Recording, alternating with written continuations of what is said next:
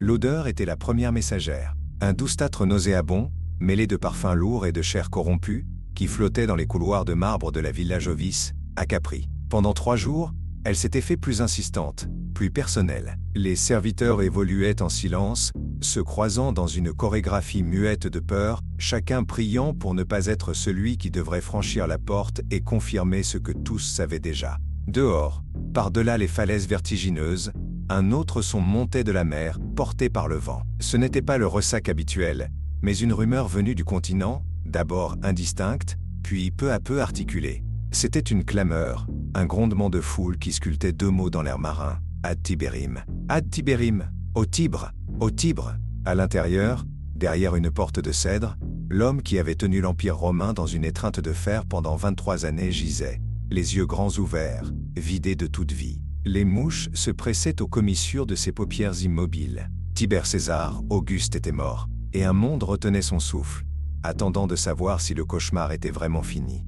Tiberius Claudius Nero naquit le 16 novembre en l'an 42 avant Jésus-Christ, dans une Rome exsangue, encore tremblante de l'assassinat de Jules César et déchirée par la guerre qui opposait les héritiers du dictateur à ses meurtriers. Son père, homonyme, était un ardent républicain, un partisan de Brutus et Cassius. Sa mère, Livie Drusilla, était une jeune femme de la haute noblesse, intelligente et ambitieuse. Son enfance ne fut pas celle promise à un fils de sénateur. Elle fut marquée par la fuite. Après la défaite de Philippe en l'an 42 avant Jésus-Christ, sa famille fut contrainte à l'exil pour échapper aux proscriptions du second triumvirat. Le petit Tibère, âgé de quelques mois à peine, fut emporté dans une course effrénée à travers l'Italie, puis en Sicile et enfin en Grèce, vivant dans la crainte permanente des soldats d'Octave. Ces années de précarité et de peur imprégnèrent durablement son caractère. Il apprit très jeune que le monde était un lieu dangereux, où la loyauté était une monnaie fragile et où la survie dépendait de la prudence et de la dissimulation.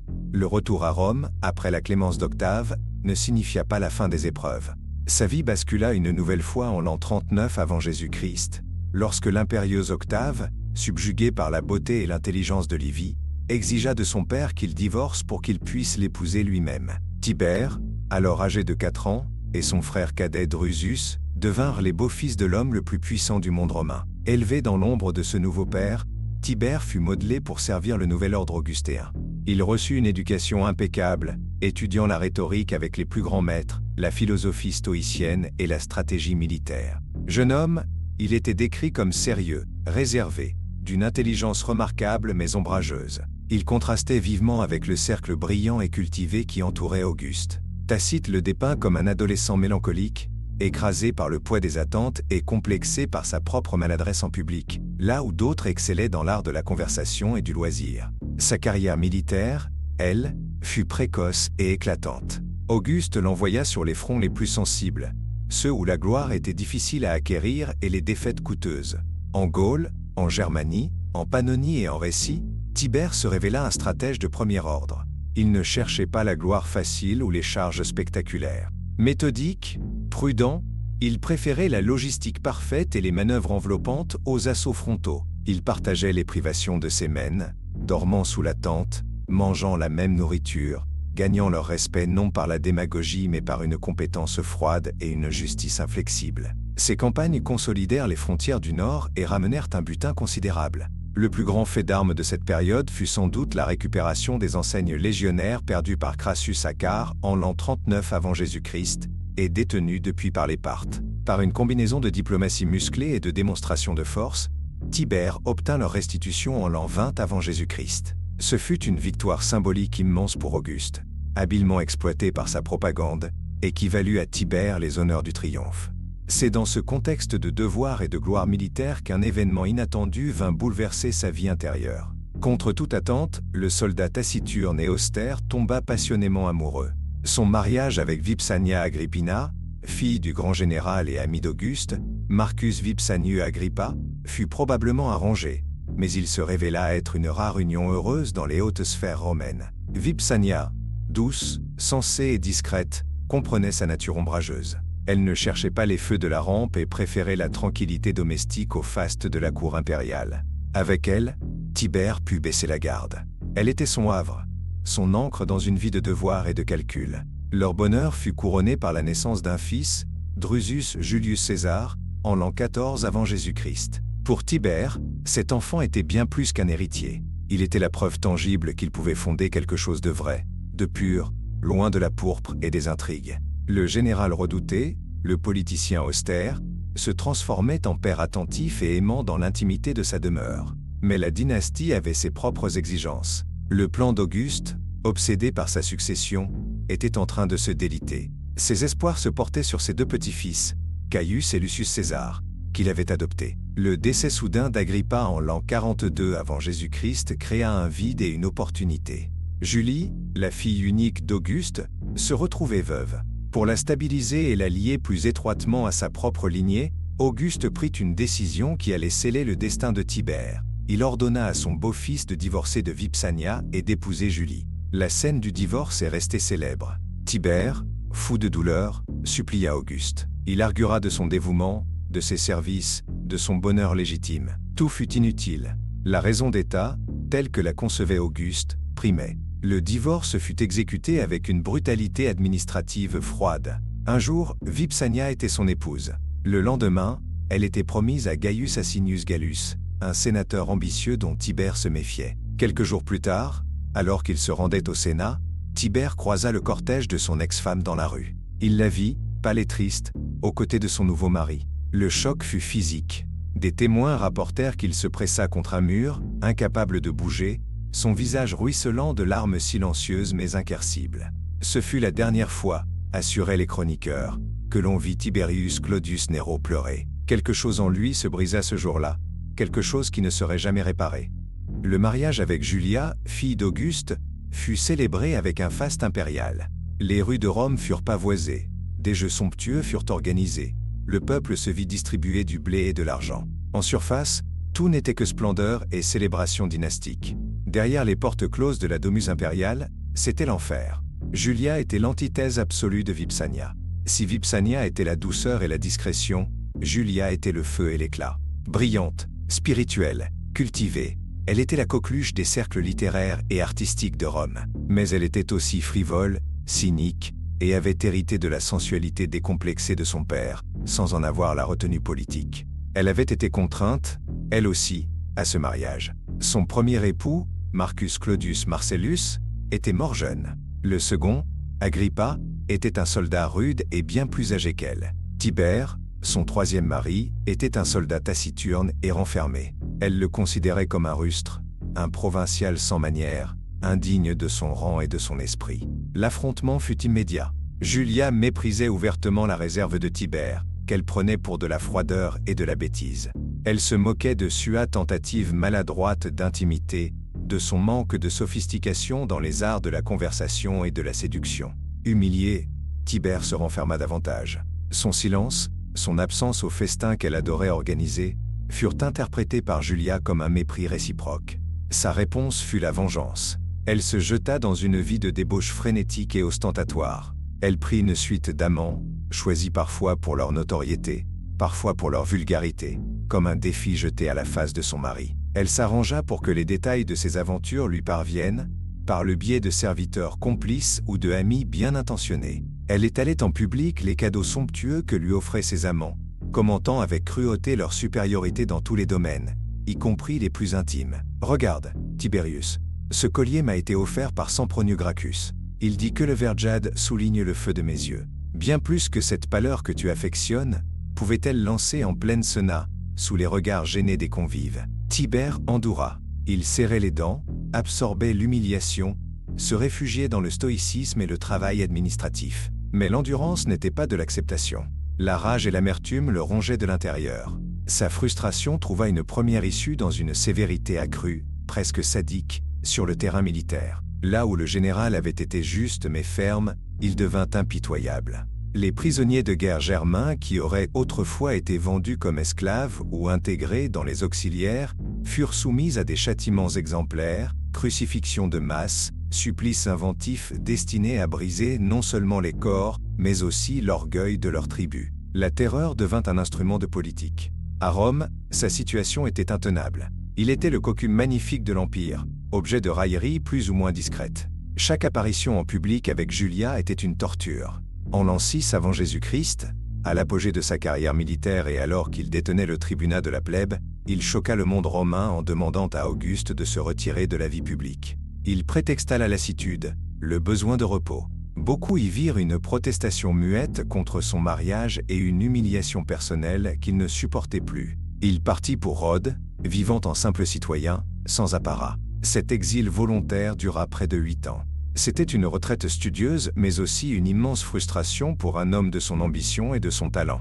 Il y étudia la philosophie et l'astrologie, mais rumina aussi sa colère, son ressentiment envers Auguste et envers Rome tout entière. Pendant son absence, l'inconduite de Julia devint si scandaleuse et si publique qu'elle finit par éclabousser l'autorité même d'Auguste. En l'an 2 avant Jésus-Christ, après un dernier scandale qui la liait à des sénateurs dans une orgie sur le forum même, Auguste fut contraint d'agir. Au nom de la loi sur l'adultère qu'il avait lui-même fait voter, il exila sa propre fille sur l'île Barène de Pandateria.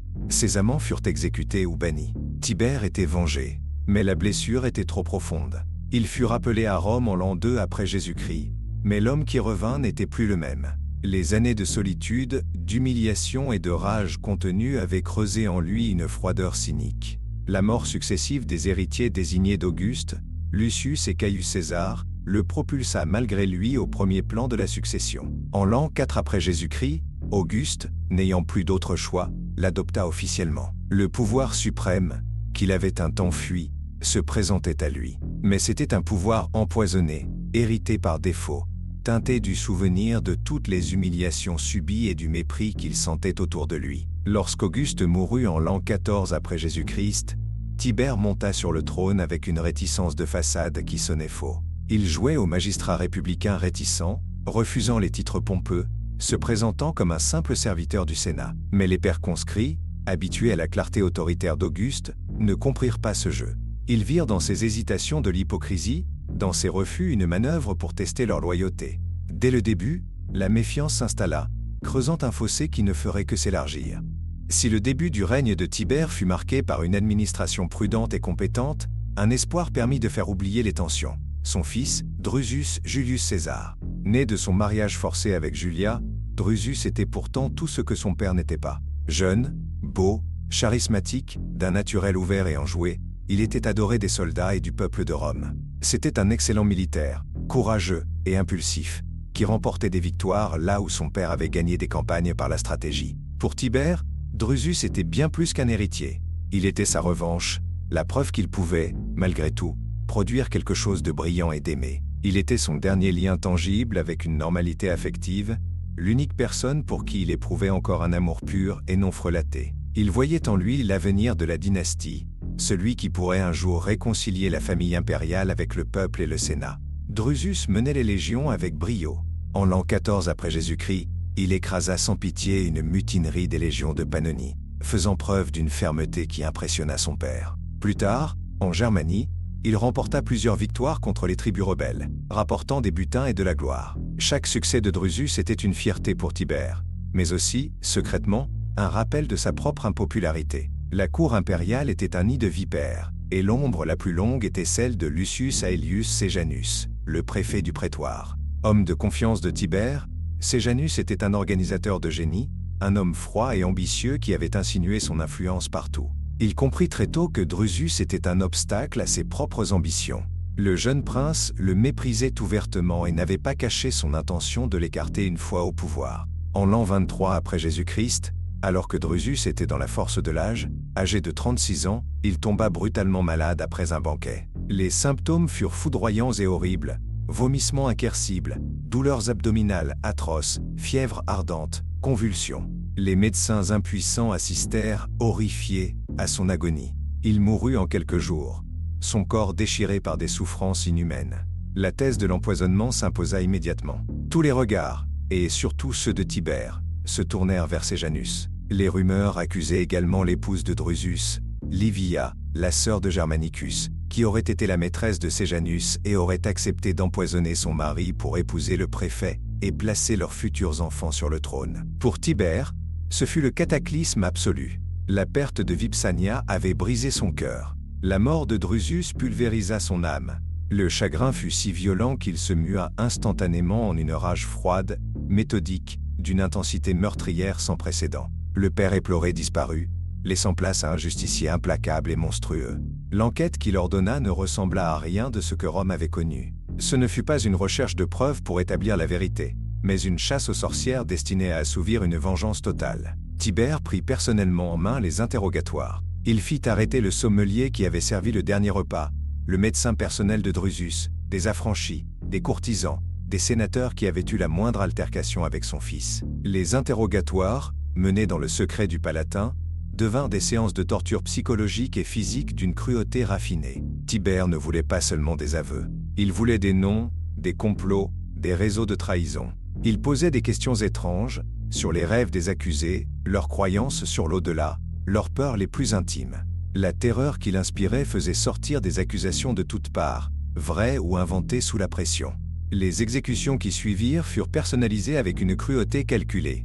Le sommelier fut crucifié, mais sur un croix surbaissé qui lui permettait de toucher le sol du bout des pieds, prolongeant son agonie pendant des jours. Le médecin fut forcé de boire le même poison que celui qui avait tué Drusus, préparé dans une dilution qui reproduisit exactement la lente et atroce agonie du prince. Puis Tibère s'attaqua aux familles.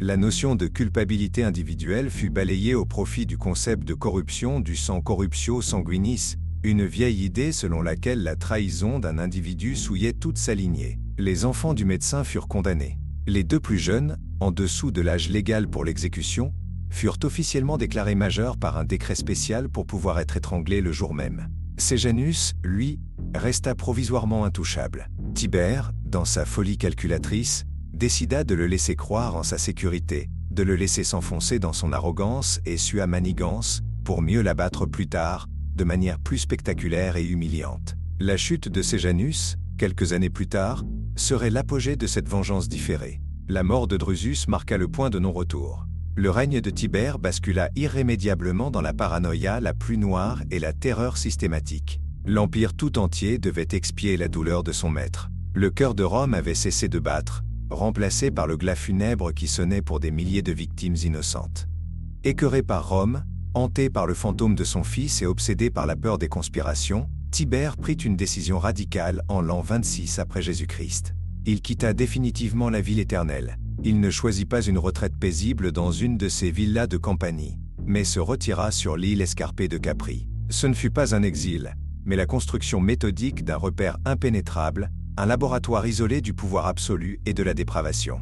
L'île fut transformée en forteresse naturelle. Tibère y fit construire 12 villas somptueuses, dont la plus célèbre et la plus imposante était la Villa Jovis, juchée sur la pointe orientale de l'île, à plus de 300 mètres au-dessus de la mer. Ces demeures étaient reliées par un réseau complexe de tunnels, d'escaliers secrets et de passages couverts, permettant à l'empereur de se déplacer sans être vu.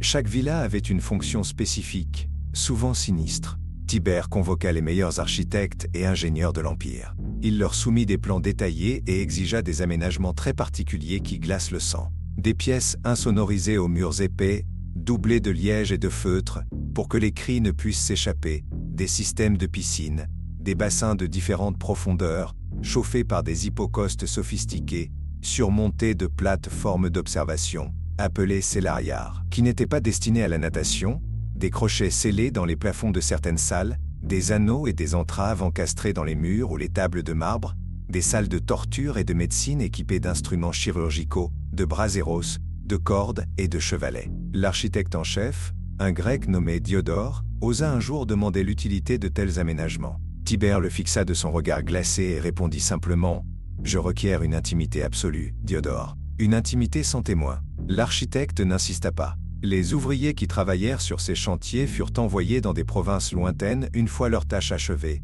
pour préserver les secrets de l'île. Capri, accessible seulement par la mer et entourée de falaises vertigineuses, était la prison volontaire parfaite dont Tibère était à la fois le geôlier et le principal détenu.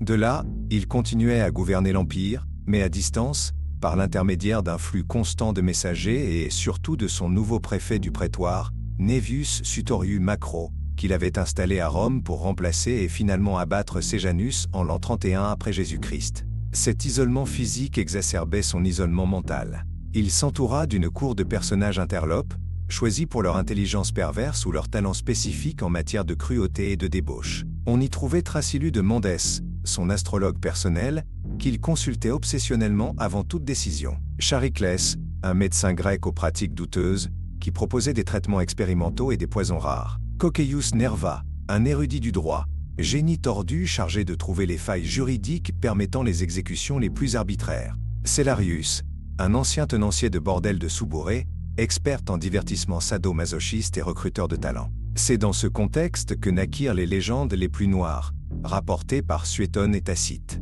On parla d'orgies décadentes, de banquets où la nourriture était servie sur le corps nu d'esclaves, et surtout de la terrible histoire des pisciculis, les petits poissons. La rumeur, peut-être enjolivée par la propagande postérieure, voulait que Tibère, vieillissant et difforme, se faisait accompagner dans ses bains par de très jeunes enfants, recrutés de force dans les familles les plus pauvres de l'Empire. Ces enfants étaient entraînés à nager nus entre ses jambes et à le mordiller doucement pour son plaisir, comme des poissons kleps. Ils étaient appelés ces petits poissons. Qu'elle soit totalement vraie ou symbolique, cette légende illustre la déshumanisation complète de l'empereur, son pouvoir de vie et de mort sur les plus innocents, et la transformation de son corps vieillissant en un objet de dégoût et de terreur. Les exécutions se poursuivaient, rendues plus faciles par l'éloignement. La falaise de Salto di Tiberio, près de la Villa Jovis, devint un outil de mort industrielle. Les condamnés, souvent accusés de trisone sur de simples dénonciations, étaient traînés jusqu'au bord du précipice et précipités dans le vide sur les rochers en contrebas. Des détachements de soldats postés en bas achevaient à coups de gaffe et de massue ceux qui avaient miraculeusement survécu à la chute de 300 mètres. La mer se chargeait d'emporter les restes. De son repère de pierre blanche, Tibère gouvernait par la peur. L'Empire était devenu une immense toile d'araignée, et Capri en était le centre noir et névralgique, d'où partaient des fils invisibles qui étranglaient la liberté, la justice et la vie à Rome et dans les provinces. Le maître de l'univers regardait le monde depuis son rocher, et son regard n'était plus que ténèbres.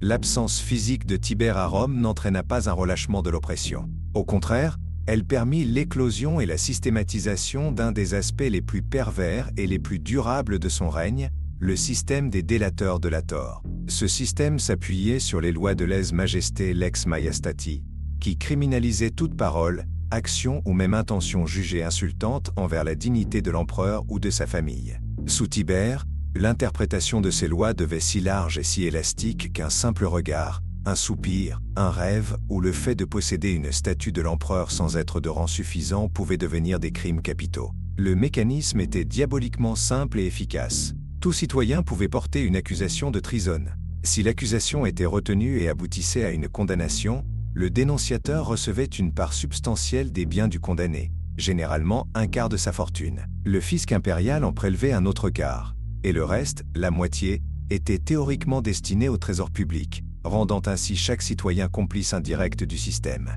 Cette promesse de richesse instantanée transforma la dénonciation en une véritable industrie. Une classe de délateurs professionnels émergea, provenant de toutes les couches sociales. Des sénateurs ruinés ou ambitieux, éliminant ainsi leurs rivaux, des affranchis avides, cherchant à acquérir richesse et citoyenneté, des chevaliers en quête de promotion sociale, des simples citoyens endettés, voyant là une opportunité de faire fortune. La compétition entre délateurs devint féroce. Les simples accusations ne suffisaient plus. Il fallait inventer, embellir, monter de toutes pièces des complots. On employait des espions pour tendre des pièges, des acteurs pour jouer des scènes compromettantes, des faussaires pour fabriquer des lettres accusatrices.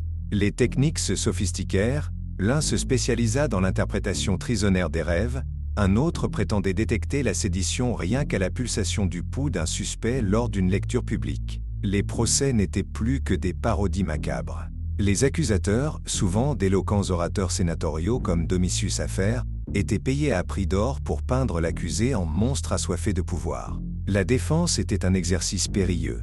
Un avocat trop zélé risquait lui-même d'être accusé de complicité. Le Sénat, tremblant et veule, votait les condamnations demandées dans l'espoir lâche de détourner le danger de ses propres membres. L'impact sur la société romaine fut dévastateur. Le tissu social se déchira. La confiance, base de toute relation, devint un luxe mortel. Les liens familiaux et amicaux se dissolvèrent dans l'acide de la peur. Des enfants étaient encouragés à dénoncer leurs parents pour hériter plus tôt. Des épouses se vengeaient de maris infidèles ou brutaux en les accusant de trisone. Des esclaves étaient incités à témoigner contre leur maître en échange de leur liberté. On rapporte le cas d'un père, condamné sur le témoignage de son fils, qui, en passant devant lui pour aller à la mort, lui demanda de se pencher et lui arracha l'oreille d'un coup de dent, dernier geste de désespoir d'un monde où plus aucune valeur ne tenait. Tibère, depuis Capri, encourageait tacitement ce système. Il y voyait un moyen élégant et efficace de contrôler l'élite sénatoriale sans avoir à intervenir directement,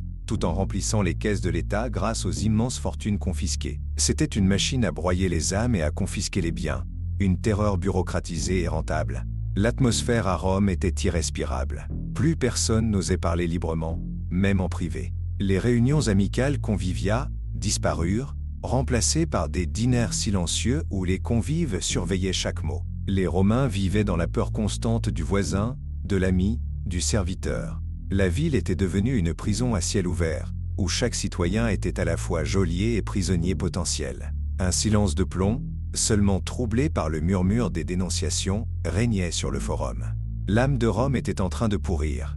Les dernières années de Tibère à Capri furent celles d'un vieillard de plus en plus malade, solitaire et monstrueux. La pourriture qui rongeait son âme semblait trouver un écho terrifiant dans la décomposition physique de son corps. Il fut affligé de terribles problèmes de peau, peut-être une forme grave d'eczéma, de psoriasis ou même d'ulcères cancéreux. Des plaques rouges, des pustules purulentes et suintantes couvraient son visage, son cuir chevelu et son torse. Aucun onguent, aucune potion des médecins les plus réputés ne parvenait à enrayer le mal. L'odeur qui émanait de lui était si forte et si nauséabonde qu'elle imprégnait ses vêtements et ses appartements, impossible à masquer complètement par les nuages d'encens et les parfums les plus lourds. L'ironie était cruelle et obscène. L'homme qui avait accepté d'être divinisé de son vivant, l'héritier d'Auguste transformé en Dieu, se décomposait littéralement en public. Cette dégradation physique alimenta sa misanthropie et sa cruauté. Il interdit tous les miroirs et toutes les surfaces réfléchissantes dans ces villas,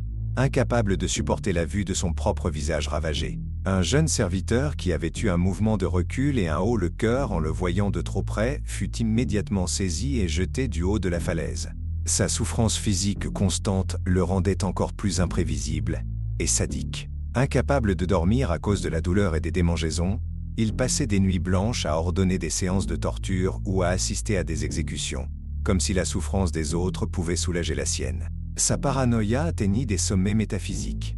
Il voyait des conspirations dans le moindre regard, le plus innocent des rapports. Les exécutions se multiplièrent, souvent pour des motifs de plus en plus futiles ou inventés. Il développa un jeu pervers avec ses victimes qu'il appelait sa clémence variable. Il accordait des grâces in extremis, libérant des prisonniers condamnés, les laissant goûter pendant quelques jours ou quelques semaines à l'ivresse de la liberté et au bonheur retrouvé auprès de leur famille. Puis, alors qu'ils commençaient à croire au miracle, il les faisait réarrêter et exécuter sans autre forme de procès. Ce supplice psychologique, qui consistait à briser l'espoir au moment même où il renaissait, était considéré par beaucoup comme bien pire qu'une mort immédiate. Pendant ce temps, à Rome et dans tout l'Empire, l'attente de sa mort devenait une obsession nationale maladive. Les rumeurs sur son état de santé faisaient fluctuer les cours du grain et les prix sur le forum. Les Romains priaient secrètement dans les temples pour sa disparition, enterrant des tablettes de plomb inscrites de malédictions d'Éphixione au carrefour. Des astrologues clandestins vendaient cher des prédictions sur la date de son décès. Mais chaque rumeur de mort s'avérait fausse, déclenchant à chaque fois de nouvelles purges et vagues d'arrestations contre ceux qui avaient eu le tort de se réjouir trop ouvertement ou trop tôt. L'Empire tout entier était suspendu au souffle putride et irrégulier d'un vieillard solitaire sur son rocher. Dans son isolement, Tibère avait désigné un successeur improbable et dangereux, Caligula, Gaius Julius César, le jeune fils de Germanicus, qu'il fit venir à Capri. Il semblait se complaire dans le cynisme de ce choix, sachant peut-être, ou espérant, que ce jeune homme instable et théâtral achèverait de détruire tout ce qu'Auguste avait bâti. Parallèlement, il maintenait auprès de lui son petit-fils, Tiberius Gemellus, encore adolescent, comme autre option possible, semant délibérément les graines de la discorde future et s'assurant que sa mort même serait suivie du chaos. Le pouvoir de Tibère ne reposait plus sur l'autorité, le respect ou même l'admiration. Il reposait sur la terreur pure, nue, absolue. Il était devenu une force élémentaire, imprévisible et destructrice, attendant la mort dans un repère qui sentait la mort, haï de tous et probablement, au plus profond de lui-même, se haïssant également. En mars 37 après Jésus-Christ, un silence plus lourd, plus profond encore, sembla tomber sur Capri. Les navires de ravitaillement revenaient sans les ordres détaillés habituels. Les messages urgents envoyés depuis Rome restaient sans réponse. À Rome, l'anxiété monta d'un cran, teintée d'un espoir fou mais contenu. L'histoire se souvenait des fausses alertes passées, des pièges tendus pour démasquer les impatients. La peur de se réjouir trop tôt était presque aussi forte que le désir de célébrer. Puis, les signes se multiplièrent de façon plus tangible. Des préparatifs funèbres discrets commencèrent au Palatin. Le préfet du prétoire Macro, resté à Rome pour contrôler la ville et les prétoriens, se mit en mouvement, rencontrant secrètement les sénateurs les plus influents et le jeune Caligula. L'espoir, longtemps contenu, commença à percer comme une lame. Le récit de ces derniers instants nous est parvenu enveloppé de légendes, rapportées par des sources hostiles mais tellement évocatrices qu'elles sont entrées dans l'histoire. Selon Suétone, Tibère, âgé de 78 ans, tomba dans le coma et fut cru mort.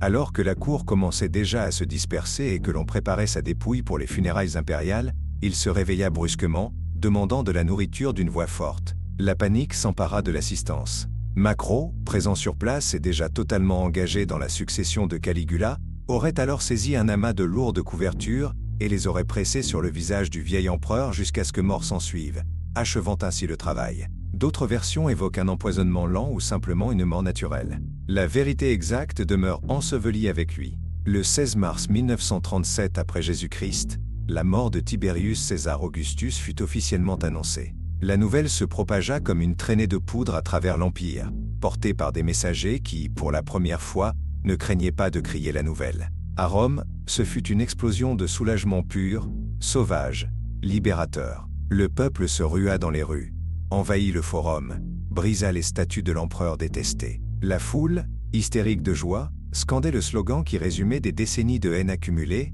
Ad Tiberim Tiberium, au Tibre avec Tibère. On réclamait que son corps soit traîné par un croc dans les rues puis jeté dans le fleuve, comme celui des criminels de droit commun, privés de toute sépulture et de tout honneur. Le Sénat, libéré de sa peur viscérale, se réunit dans une atmosphère électrique. Certains sénateurs, dont la lâcheté avait été la plus flagrante, se transformèrent soudain en ardents vengeurs de la liberté, réclamant à grands cris que l'on satisfasse la plèbe et que l'on jette le corps au Tibre.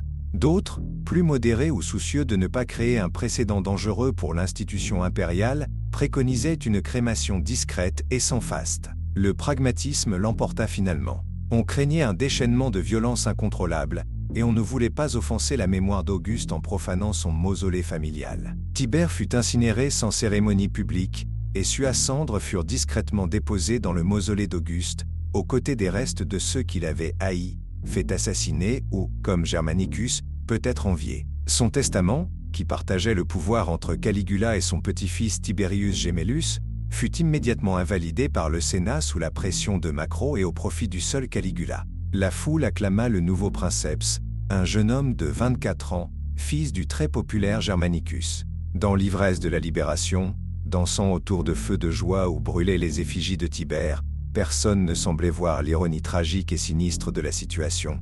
Pour échapper à un monstre froid et calculateur, il se jetait dans les bras d'un autre, un jeune homme instable, théâtral et imprévisible, qui allait révéler une folie bien plus spectaculaire et tout aussi meurtrière. La joie était réelle, viscérale, compréhensible, mais elle ne pouvait effacer les séquelles profondes. Le système des délateurs avait corrompu le tissu social en profondeur. La terreur avait enseigné la méfiance, la lâcheté et l'opportunisme. Le Principat avait montré son vrai visage, sans le masque de velours et de respectabilité dont l'avait affublé Auguste.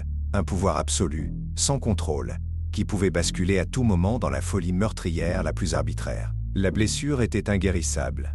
Tibère laissa derrière lui un empire territorialement intact, voire consolidé. Les frontières étaient stables, les légions disciplinées, et les caisses de l'État étaient pleines à craquer, gonflées par les immenses fortunes confisquées aux victimes des délateurs. Sur le papier, il avait été un administrateur compétent, voire avisé. Mais il léguait surtout un poison moral et politique dont Rome ne se remettrait jamais vraiment. Son règne fut un manuel pratique de la tyrannie moderne. Il avait démontré avec une efficacité glaçante comment un pouvoir centralisé pouvait détourner la loi elle-même et l'appareil judiciaire pour en faire les instruments premiers de l'oppression. Il avait montré comment transformer la justice en parodie sanglante, où l'absurdité le disputait à la cruauté. Il avait systématisé et encouragé la délation, brisant ainsi toute velléité de résistance collective et empoisonnant les relations entre les citoyens. Il avait, en somme, institutionnaliser la peur comme mode de gouvernement. Son retrait à Capri créa également un précédent extrêmement dangereux. Il prouva qu'un empereur pouvait désormais gouverner dans l'ombre, loin de Rome, sans rendre de compte à qui que ce soit, sans être contraint par le regard de ses pairs, du peuple ou des institutions, entouré seulement d'une cour de courtisans, de bourreaux et de flatteurs. Le princeps pouvait devenir un reclus tout-puissant. Les historiens antiques qui nous ont transmis son image, principalement Tacite, Suétone et Dion Cassius, étaient des sénateurs ou des chevaliers issus de l'élite qui avaient tant souffert sous son règne. Le Tibère qui est passé à la postérité est largement leur création, un portrait au vitriol, un concentré de toutes les peurs, les haines et les frustrations de leur classe. Il est le monstre archétypal, le tyran débauché et paranoïaque. La réalité était sans doute plus complexe et plus tragique. Il fut incontestablement un général compétent et un administrateur capable. Mais il fut aussi un homme profondément meurtri, marqué à jamais par les traumatismes personnels que lui infligea la machinerie impériale impitoyable conçue par Auguste. Son mariage forcé avec Julie fut une humiliation fondatrice, et la mort de son fils Drusus fut la fracture qui précipita sa chute dans la folie meurtrière. Son histoire est celle d'un homme qui possédait toutes les qualités pour être un grand dirigeant, mais à qui l'on vola, pièce par pièce, son humanité. Brisé, il se transforma en la chose même qu'il avait peut-être méprisée dans sa jeunesse. Le véritable héritage de Tibère ne fut pas Caligula, Néron ou Domitien.